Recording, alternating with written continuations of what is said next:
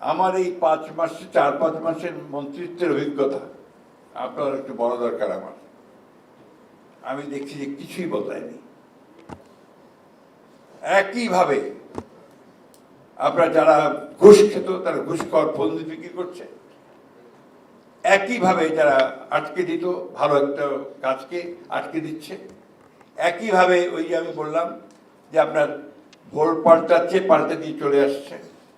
এখন আপনার দেহায় become holier than the pope. ওরাই এখন অনেক বেশি আপনার জুলাই যোদ্ধা হয়ে গেছে। এই কথাগুলো আক্ষেপে বলছি এই জন্য যে আমার বয়স অনেক, আমি তো সত্যিকার অর্থেই এবার পরিবর্তনটা দেখতে চেয়েছিলাম।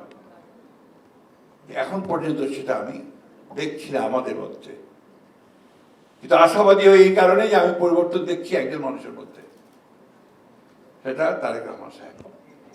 তিনি চেষ্টা করছেন, তিনি নতুন নতুন নজির স্থাপন করছেন, এবং সেই নজিরকে যদি আমরা সামনে নিয়ে যাই সবাই মিলে, তাহলে আমার মনে হয় যে হয়তো পরিবর্তনটা হবে। We must all give him support.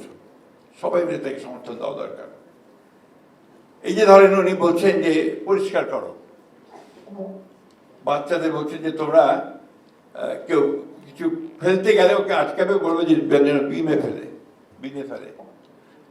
Corporation, city কর্পোরেশনকে বলছেন যে তোমরা পরিষ্কার করো, কিন্তু হচ্ছে যতক্ষণ উনি থাকছেন বা কেউ থাকছে, তারপরে আবার সেই দিকে সেই হয়ে যাচ্ছে।